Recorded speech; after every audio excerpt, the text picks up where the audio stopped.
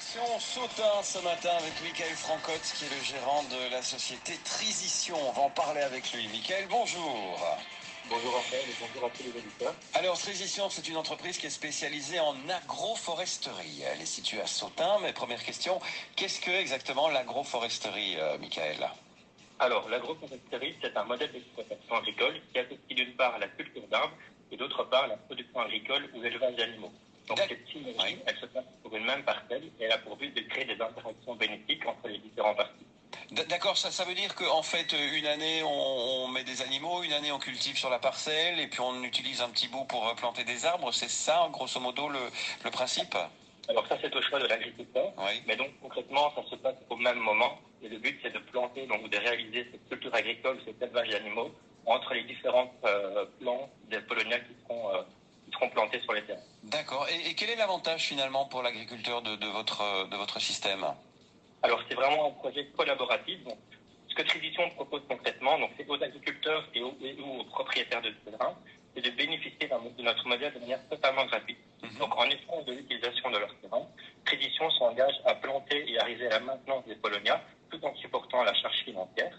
Ainsi, nos collaborateurs, donc les agriculteurs ou les propriétaires, obtiendront un partage des gains liés aux dérivés du polonia et cela contribuera également à lutter contre les effets du réchauffement climatique à leur manière. D'accord. Et par rapport justement à la biodiversité, comme on dit, les essences endémiques ou autres, voilà, les mélanges des différents arbres dans les forêts, c'est quoi l'avantage du Polonia? Il n'y a pas un risque justement d'avoir trop d'arbres du même type au même endroit?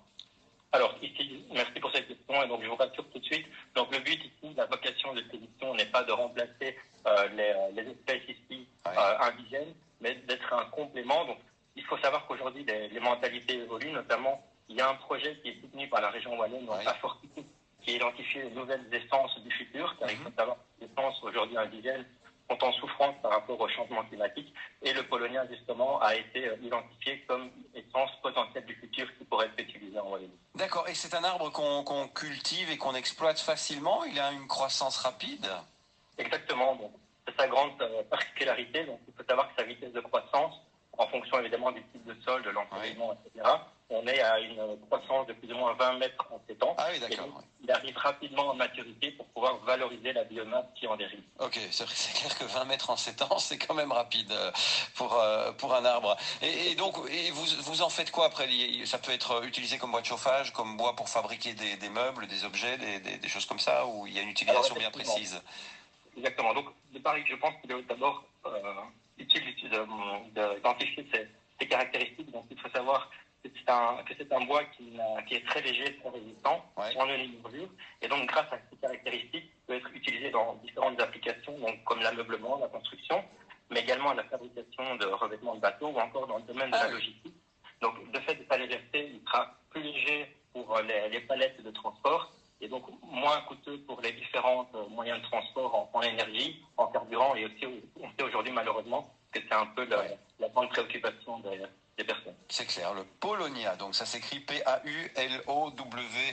un arbre, une essence à découvrir, et donc c'est ce que vous utilisez pour vos collaborations avec les agriculteurs. Est-ce qu'il y a une terre ou des régions spécifiques pour la plantation, ou bien non, peu importe si c'est de l'argile, si c'est du sable, ça pousse partout?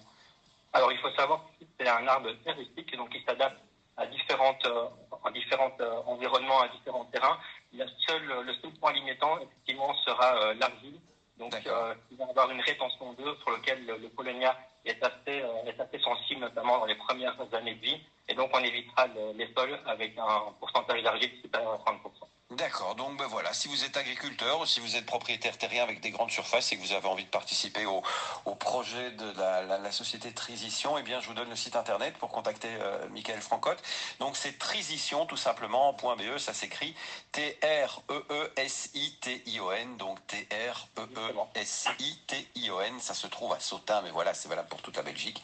Donc si vous avez des grandes surfaces de culture ou des grandes surfaces en friche, n'hésitez pas à contacter Michael et la société Trisition. Est-ce qu'on a encore quelque chose à rajouter, Michael, ou bien on a été complet sur le sujet? Alors, qui est vaste. Je pense si on a encore quelques minutes, 1 ou 2 minutes, donc c'est aussi profiter d'expliquer que tout un chacun peut également contribuer au développement de ce modèle, donc à travers des contrats d'éco-investissement. Donc, pour chaque arbre planté, un contrat sera généré et tout un chacun, en particulier, ou les entreprises, pourront investir dans ces arbres et également avoir une rétribution par rapport aux différents dérives du colonial. Donc, ces contrats seront bientôt disponibles fin du mois, début du mois prochain. Oui. Donc, il y en aura une quantité limitée. Donc, j'invite à tous les éditeurs intéressés à venir sur notre site et le démarrage des contrats sera de toute façon annoncé au niveau des différents réseaux sociaux sur lesquels nous sommes présents. Donc, je voudrais également, si vous permettez encore 10 secondes, remercier les différents collaborateurs sans qui aujourd'hui ce projet ne serait pas possible. Donc, Daniel, Justine, Souad, Mitrine, Arnaud, Clara, Raph, Cyril, Alex, David, Marine, Laure, Sheila et Mathieu. Donc, un grand merci à vous tous. Et alors, un gros bisou à Mélanie et Emma, mes femmes et ma fille qui me suivent dans ce projet de musique. Voilà, on a une générique complet maintenant. Trizition.be, merci beaucoup, Michael. Je vous souhaite une excellente journée et bonne continuation pour le projet. Au revoir.